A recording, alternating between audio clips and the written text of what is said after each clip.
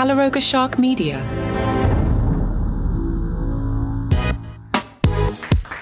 You know, the more I do this, the more I wonder about Jim Gaffigan. And hello, I'm Johnny Mac, a guy recording a podcast in the basement with today's daily comedy news. But every time I see quotes from Jim, I wonder if he's funny. Now, clearly his stand-up comedy is hilarious. Clearly his specials are best in the game. Clearly he's one of the top-selling comedians in the game. Clearly he's one of the funniest comedians in the game. But when I see quotes from him, and also the recent whiskey stuff, it's just terrible. Jim's going on tour with Jerry Seinfeld again. This for a 2025 North American tour that will stop at 10 arenas in Canada and the U.S. Jerry, 70 years old now, tells people, Jim is one of the best comedians I know, especially if all you want to do is shows and eat. Jim Gaffigan, 58, said, I will never rest in helping the struggling comedian Jerry Seinfeld until he's a household name. Now that's Gaffigan stumbling, not me.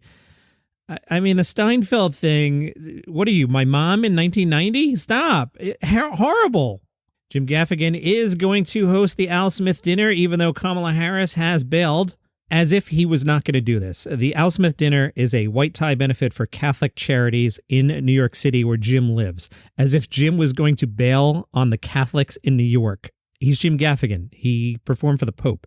Zero chance of that. Gaffigan tells the Daily Beast, yes, I'm very honored to be serving as the Master of Ceremonies. My hope is that the Vice President's schedule will open up. Heck, my wife Jeannie and I would love to have her and Doug stay at our apartment with our 5 children. Trump posted on Truth Social on Monday. It will be great to see so many wonderful people there, including Cardinal Timothy M. Dolan. It's nice that Trump knows Cardinal Dolan's middle initial. See, I didn't know that, and I'm a Catholic from New York. You got me there, Don? Okay, I went down a rabbit hole. I was just trying to tell you about Jim Gaffigan. Don't get mad at me. Tom Segura is going to play Madison Square Garden on March 29th, 2025. I almost didn't mention this because I was like, comedians play Madison Square Garden all the time. Not a big deal. And then I was like, how did we live so long that a comedian playing Madison Square Garden is no longer a big deal? There was a time when Dice did it. It was like, whoa. I think when Dane Cook did it, it was still a big deal. And now it's like every week somebody's at the Garden. I don't know. Comedy's a pretty big deal. You can even do a podcast about it every single day. It's like Sports Center. Mark Maron spoke to the Phoenix New Times about his current show, All In. They asked Maron if he's nervous about doing the show. Really? You're asking a guy that's been doing comedy for 30 years if he's nervous? Mark said, I don't know if I'm nervous. There's some big places that I think are solid, longer bits, which is the way I work a lot of times, and then some smaller ones. So it came together. It's got some depth. It's got some menace. It's got a rawness to it. So, I'm not nervous. I guess I get more nervous heading into Arizona. That market's never been amazing for me. And now my booking agent has booked me in both Tucson and Phoenix to do these larger venues. It's just funny because I used to do a show at Stand Up Live as my Arizona date, which is like 400 to 500 people. My manager and my agent decided there's still more people that want to see you, so I think we should step up the venues. And it turns out there's only about 100 more people. I think the Tucson show is looking good. The Phoenix show's a bigger venue. That's definitely not going to be filled up. It's an interesting type of intimacy. The intimacy of 400 to 500 people, in a venue that seats 1,500. But it is an intimacy nonetheless, and it'll be an interesting show. Boy, that's an amazing answer, isn't it? Mark Maron, did you watch that last debate? Boy, Johnny Mac getting dragged into the politics today. Everybody's going to be mad at Johnny Mac. I'm just telling you what the news is. Maron said, all I know is before Kamala, there was very little for Democrats and some progressives to hold on to in terms of belief and leadership. So yeah, I was just sort of amazed at how quickly sort of machine coalesced culturally and politically around her. And look, I don't know what's going to happen. I would say that I'm hopeful, but I'm excited there's a reasonable and sophisticated counterbalance to the insanity. So that's exciting. It's all exciting. Again, I wouldn't say I'm necessarily hopeful, but at least there's a fight. Mark Maron is at the Orpheum on Saturday. Tickets start at $26.50, and apparently tickets still available if you want to hook Mark Maron up. Wow. D.L. Hughley drags Johnny Mac into politics again. I'm trying not to be political, guys. D.L. Hughley weighed in on Janet Jackson's viral comments about the vice president's race. Hughley tweeted, Janet Jackson's interview sounded like a Trump rally. FYI, it's a little ironic to question whether somebody is black when you're breathing through the nose of a white woman. You may have missed that Janet Jackson in an interview said of Vice President Harris, she's not black, that's what I heard, that she's Indian. Her father's white, that's what I was told. I haven't watched the news in a few days. I was told they discovered her father was white. Then there was a public apology that was later revealed to be issued without her authorization. The rep who issued the apology later told the Daily Beast he was fired over issuing the apology. D.L. Hughley had some more. Kamala Harris looks the way she does because she has a mom from India and a dad from Jamaica. Janet Jackson looks the way she does because she is a plastic surgeon. All I know is Kamala looks like she did when she was in Oakland, but Janet didn't look like she did when she was Penny. What the hell was in that iron?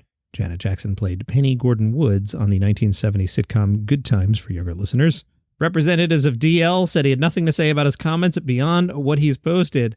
Tighten your seatbelts for Eddie Griffin's comments about Sean Diddy Combs. In a YouTube video, Eddie Griffin suggested that Diddy could rat out potential accomplices. Griffin is quoted as saying, "He ain't gonna live. He's a dead man walking. I'm just wondering who's going to get the money. There's got to be a $100 million hit on this. There's a contest in the penitentiary right now." Griffin then added that one of the guards might take the money. Griffin then compared Diddy's case to that of Jeffrey Epstein's, saying, "Who's hiding? Freak off, peoples. They're coming to get you. He's a dead man. That's for damn sure." Yikes. Wow. That reminds me, I meant to pull a Cat Williams quote. No, this is actually a news story. I'm finding this on the fly as we record here. Cat Williams on Instagram wrote, "Diddy's about to snitch on everybody." The original quote I was looking for was remember when Cat was on with Shannon Sharp back in, that was January. Wow. Back then, remember Cat flamed everyone? He said, "I've had to turn down $50 million 4 times just to protect my integrity and that virgin hole I was telling you about. Because P. Diddy be wanting to party and you got to tell him no. You got to tell him no. See, I got the receipts for everything I'm telling you. That's why I can say them so freely." In that same interview, Cat Williams said, "All these big deviants catching hell in 2024. It's up for all of them. Doesn't matter if it's Diddy or whoever you is." In a follow-up, Williams replied, "The investigation's ongoing. That means both as to him and anyone else we believe committed the crime with him." Yikes. What is this podcast today, Johnny Mac? All right, let's talk about Jay Pharoah. He put out a special on YouTube. He says, "You don't need a subscription. You can watch it anywhere. I want you all to enjoy it. Growing up stories, some pop culture references in there. It's pretty much a buffet of comedy." The special is titled Who's Jared? Jay Pharoah says, "A lot of people didn't even know that was my real name. Who's Jared? Shut up. Okay, it's me. Jared is me. Jared is just a metaphor for everything that people haven't really got a chance to see.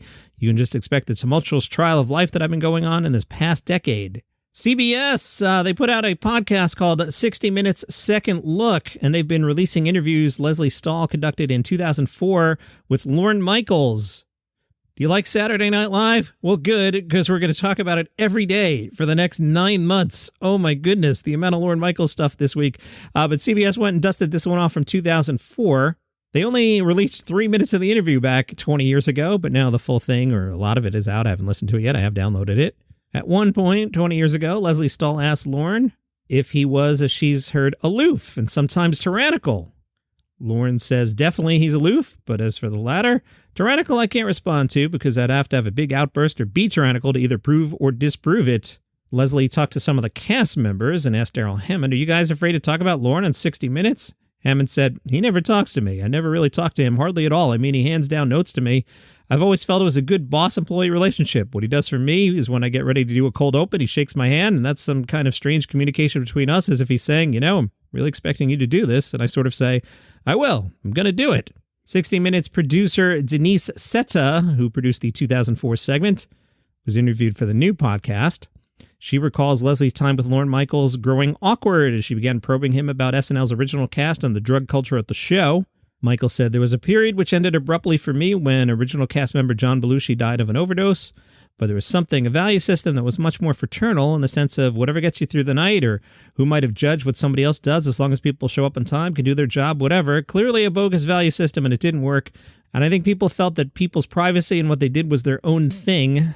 Now, I'll comment there. I've been showbiz adjacent for 3 decades now, as I call it. You hang around, you see stuff, people do things that I'm not into, and it's like it goes with the territory. You can't say to a comedian like, "Hey, could you maybe not get high right now? We're about to do a show." It just doesn't work that way. So Michaels was then asked more directly if he'd ignored the drug use with a live and let live attitude, during which producer Setta says pressure filled the room. Guess we're doing a long podcast today.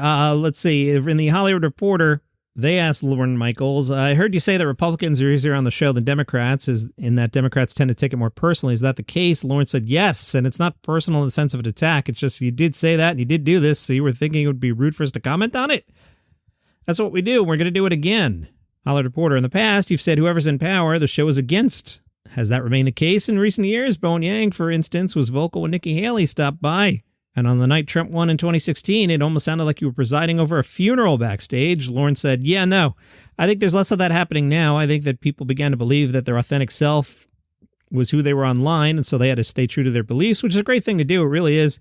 And it also presupposes that your beliefs will never change. Our job is you're playing that guy, and whoever the villain is, you have to find a way to make it entertainment. You can't lecture the audience, which most of politics is now, people lecturing the audience. Ours is like, yeah, there are kind of idiots on both sides, and we're not going to do anything that didn't work at dress rehearsal. It has to play. It has to be comedy. We're first and foremost a comedy show. Lauren, in terms of hiring, what were the needs this season? Lauren said with the pandemic, there was no letting anybody go since there was no place to go. So we kept adding people because you have to do that to renew the show. But most people weren't getting on enough because it takes too many people to take care of. And you only get better by doing it all the time. And when people weren't getting on, you had this frustration. And a lot of the places like Second City and UCB and Groundlings closed down during the pandemic. So there's a whole generation that didn't get to come and audition. Stand-ups did. And then there were the strikes. So this was the first time in a while where I could just look at the show and go, this is what's happening, and we just had to make changes, so we did, and we're excited about the new people because they're people we felt really belonged at SNL.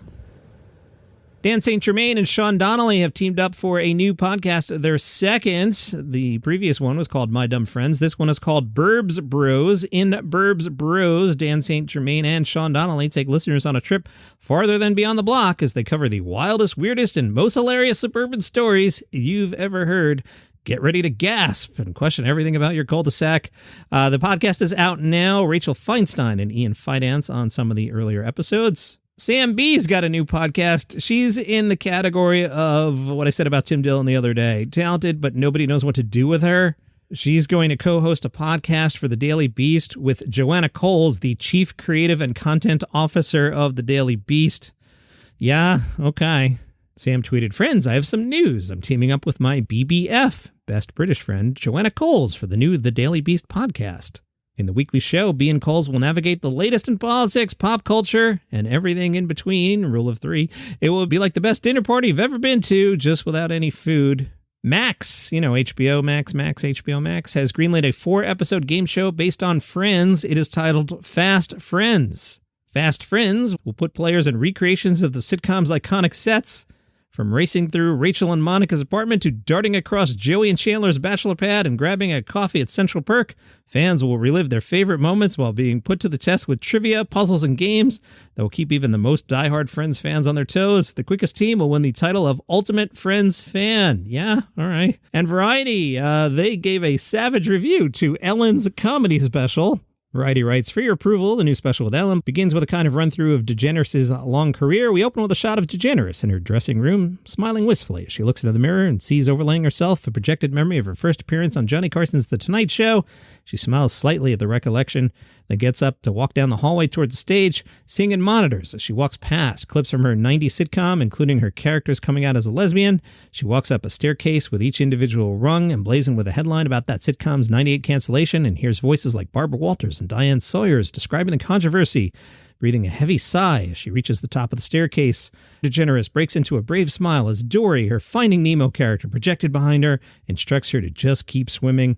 Variety writes, it's a spectacle of ego that seems at odds with the humble just folks demeanor DeGeneres shows on stage, but then that divide has lately been part of the whole Ellen experience. Light spoilers, she does some tame observations about how annoying windshield wipers are, this and elsewhere in the special, musing about pigeons and butterflies' respective personalities is the sort of thing for which Ellen has been known since her career's earliest going. That understated, unflashy approach has made it ironic that she's twice over become a cultural lightning rod. After the first blow-up, DeGeneres was able to lean into the chill, just chatting aspect of her comedy, contrary to her claim on stage that she was kicked out of show business. In the 5 years after Ellen was canceled, she got a new sitcom for CBS, hosted the Emmys, starred in a Pixar film, and got a talk show deal. Late in the special, DeGeneres lists her complications, culminating in the declaration, I'm tough and I'm impatient and I'm demanding, I'm direct, I'm a strong woman. The standing ovation that follows is allowed to go on and on and on. Variety writes, DeGeneres is clearly strong and someone who's been through a lot. With that said, articles about the work culture at an office she ran are available for anybody who'd like to dig through them. To come back and just kind of talk about whatever was on her mind without addressing the substance was a choice available to her, and probably would have been fine. To dig all the way in would have been intriguing, but to allude to have being maltreated and thrown out of show business while dancing around what exactly happened on her set requires both nimbleness and a bit of nerve. For your approval is, in the end, a frustrating watch. and a bum note to go out on. And that is your comedy news for today. If you enjoyed this program, tell a friend about it. They might like it too. If you would like the show without commercial interruption, there's a link in the show notes. I'll tell you how that works. Don't forget, check out my other podcast. It's called 5 Good News Stories, the number 5 Good News Stories. I tell you 5 stories, and they're all good news. See you tomorrow.